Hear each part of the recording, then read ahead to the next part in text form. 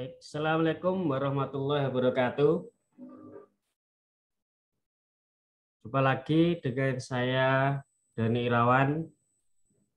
Kita sudah sampai pada pertemuan yaitu elemen mesin tentang sambungan lem.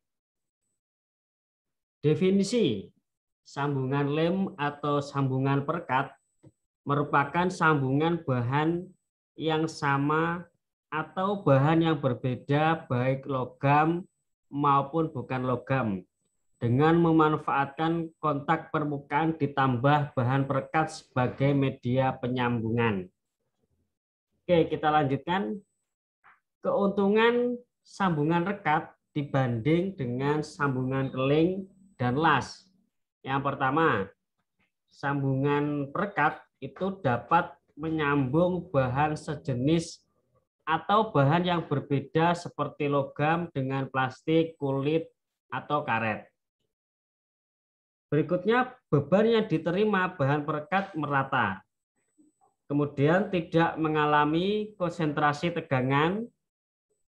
Selanjutnya, isolator terhadap panas dan listrik, pengerjaan pada suhu rendah, tidak merusak permukaan, tidak terjadi korosi listrik, dapat menyesuaikan diri terhadap pemuaian atau elastis, mudah dan murah terutama pada proses perekatan dingin, tidak menambah berat atau volume, terutama untuk konstruksi pesawat terbang dan kedap gas dan cairan.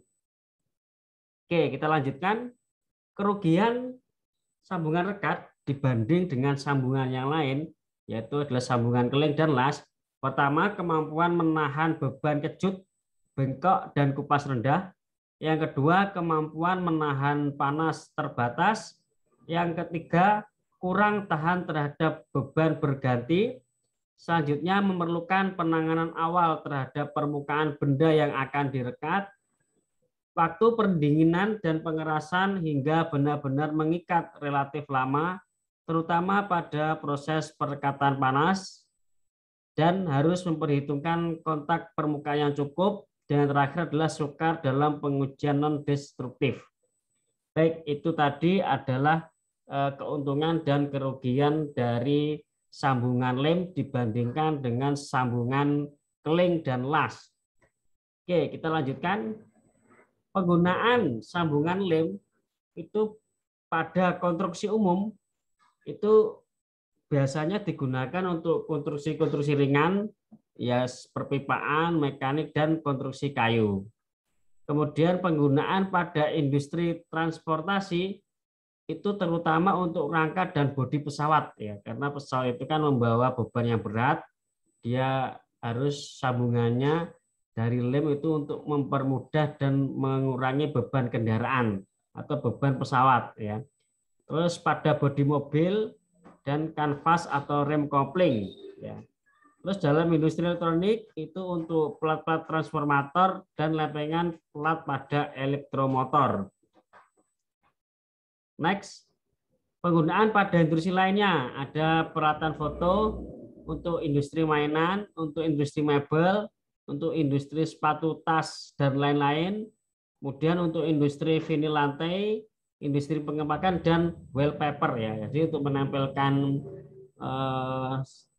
gambar-gambar atau apa itu di tembok, biasanya itu gunakan wallpaper itu menggunakan sambungan perekat, ya, untuk menyambung tas, menyambung sepatu, dan menyambung mebel. Biasanya penggunaan sambungan lem ini sering banyak digunakan.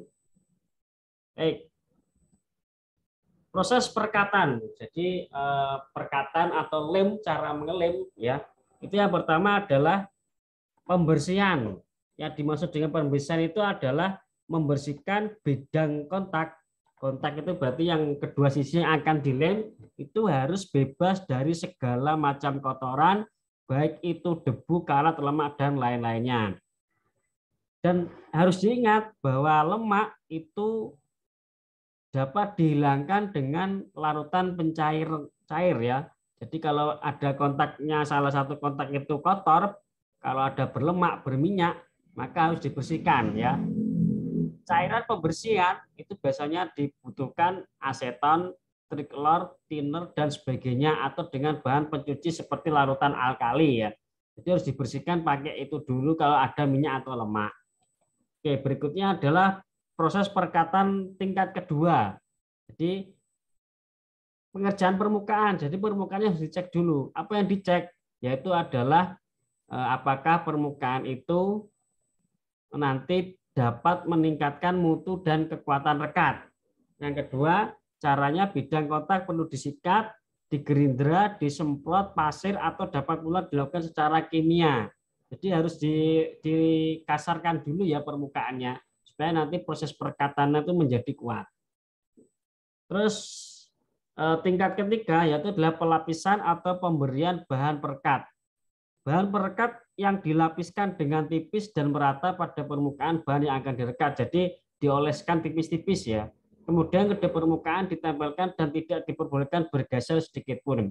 Jadi setelah diolesi kedua permukaan tipis-tipis, jangan lupa biasanya didiamkan 10 sampai 15 detik ya supaya lem untuk perekatnya itu menjadi kuat ya. Setelah itu baru dirapatkan dan jangan sampai bergeser. Artinya harus tetap tidak boleh bergeser. Berikutnya yang keempat adalah proses penekanan ya. Jadi untuk tahap ini tergantung dari bahannya. Ada yang langsung ditempel setelah pelapisan dan ada yang harus menunggu beberapa saat sebelum ditempelkan ya. Permukaan yang ditempelkan harus mendapat penekanan yang merata untuk memperoleh kekuatan yang baik. Penekanan dapat dilakukan dengan cara dicekam, diklem dengan ragum atau alat pencekam lainnya. Ini umum ya. Jadi tergantung kalau itu adalah bahannya itu perlu waktu, ya ditunggu dulu, jangan langsung dilekatkan. Tapi kalau butuh bahan lemnya itu adalah misalkan instan seperti Alteco itu kan instan itu ya. Jadi dia nggak bisa menunggu lama, itu langsung dilekatkan ya. Dan jangan sampai bergeser supaya hasil lemnya nanti bagus. Oke, terus proses pendinginan atau proses perekatan kelima, yaitu adalah pada proses perekatan semua bahan perekat memerlukan waktu pendinginan tertentu untuk pengikatan. Hal ini juga tergantung jenis bahan perekatnya. Pada perekatan panas, waktu pendinginan dan pengikatan saling berkaitan. Untuk mendapatkan pengikatan yang kuat diperlukan waktu yang cukup. Dibutuh waktu 10 menit, 15 menit, atau 20 menit itu biasanya ya. Jenis bahan perekat ada dua. Yang pertama bahan perekat cair dan bahan perekat dispersi. Dan yang berikut adalah bahan perekat reaktif. Bahan perekat cair dan bahan perekat dispersi itu bahan dasarnya berupa makromolekul alami dan sintetis seperti resin plastik, nitroselulosa karet, serta pelarut organik terutama larutan hidrokarbon. Dalam pemakaiannya, bahan dasar perekat cair akan melarut, sedangkan bahan dasar perekat dispersi tidak larut.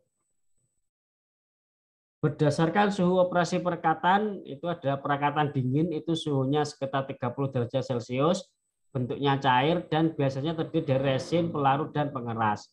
Kalau perekatan panas, itu suhu lebih besar dari 30 derajat Celcius, bentuknya resin padat yang dicairkan dengan pemanasan. Jadi seperti lem tembak ya, lem tembak itu kan dia bentuknya padat, kemudian perlu dilelehkan. Itu contoh dari perekatan panas yang suhu lebih besar dari 30 derajat Celcius. Jadi dia bentuknya tidak cair ya, dia padat. Kekuatan perekat yaitu tergantung dari bahan perekat, bahan yang direkat, permukaan bahan yang akan direkatkan, perbedaan harga kekasaran permukaan bahan yang akan direkatkan, dan temperatur kerja bahan yang direkatkan. Kekuatan tarik perekat ya. Jadi kekuatan tarik perekat itu misalkan ada dua buah benda, ini benda satu, kemudian ini adalah benda dua, kemudian ini ada lem di sini, kemudian direkatkan ya. Setelah beberapa menit, nah itu berapa kekuatannya, dia ditarik ke sana atau ditarik ke kanan, atau ditarik ke kiri, sampai seberapa kekuatannya gitu ya. Maka rumusnya untuk kekuatan tarik perekat itu adalah tau R ya. Tau R itu adalah gaya sama dengan F. F itulah gaya tarik. Tau R itu kekuatan tarik ya. Tau R itu kekuatan tarik sama dengan F gaya tarik dibagi dengan LUB. LUB itu lebar pelapisan ya. Di lebar yang di lem itu berapa lebarnya? Terus kemudian lebar itu berarti ini adalah sini sampai sini ya. Ini adalah LUB. Kemudian F ini adalah gaya tariknya. Ya, ini adalah kekuatan tarik dari perekat. Kemudian panjang pelapisan. Panjang pelapisan itu umumnya 10 sampai dengan 20 tebal bahan yang tertipis. Jadi LU ini panjangnya 10 sampai dengan 20 dari bahan yang tertipis. Kemudian tegangan tuku kupas. Tegangan kupas lambangnya adalah seperti ini. Itu sama dengan gaya kupas F ya. Jadi kalau ini dikasih lem itu ya, kemudian dikupas atau ditarik gitu ya. Jadi sama dengan F dibagi B ya. B itu lebarnya ini. Lebar dari benda yang dikupas, kemudian F itu adalah gayanya. Nah, berapa gayanya? Berikut jelas tegangan izin. Tegangan izin itu harga SF atau safety factory atau keamanan itu sama dengan 1,5 sampai 3,5 Newton meter ya. Kemudian kita bandingkan apakah tegangan tarik ini lebih kecil dari sama dengan tegangan izin sama dengan tegangan tadi dibagi dengan safety factor ya. Itu safety factor. Harga kekuatan perekat R statis dan dinamis pada sambungan perekat dengan temperatur kerja 0 sampai dengan 60 derajat Celcius atau dalam bentuk Kelvin 270 sampai 330 Kelvin ya. Ini adalah tabel-tabelnya pembebanan statis dan perekatan dingin dan perekatan panas. Ini tabelnya ya. Terus berikutnya contoh perhitungan. Sebuah roda gigi pinion dari bahan ST42 direkatkan pada roda gigi dari BTK di mana kekuatan geser perekat atau tau R sama dengan 15 Newton per milimeter kuadrat. Hitung, yang ditanyakan hitung pada momen puntir yang dapat melepaskan perekat, berapa momen puntir yang diizinkan pada beban dinamis, bila tegangan dinamis atau tau dinamis sama dengan 0,5 tau R, dan faktor keamanan sama dengan 2. Baik, jadi ini ilustrasinya. Jadi ini bahan yang dilem, ini sesuatu yang dilem, ya. Terus kemudian ini adalah panjangnya, panjang lintasan itu. Terus kemudian ini adalah bahan poros, dilem itu ya, ditanya tadi itu. Kemudian jawab gaya geser ya. Pertama kita cari dulu gaya gesernya. Rumus dari gaya geser adalah tau R sama dengan F dibagi U kali B. Cari dulu F-nya sama dengan LU B tau R ya. Jadi ini apa itu diuraikan gitu, diuraikan. F-nya dipindah ke sisi kiri, kemudian tau R-nya dipindah ke sisi kanan atau berganti ruas. Sehingga F sama dengan A kali tau R, F sama dengan pi D kali B tau R ya. P kali 1000 kali 50 mm kuadrat kali 15 Newton meter kuadrat sama dengan F-nya 235.500 Newton. Momen puntir, ini rumusnya momen puntir ya.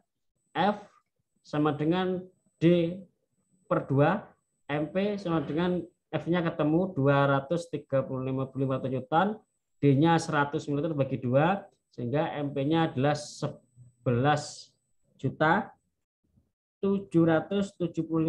Newton milimeter. Berikutnya momen puntir yang dijadikan dengan DIN 0,5 R dan SF sama dengan 2, rumusnya adalah MPIJ sama dengan 0,5 tau R per 2.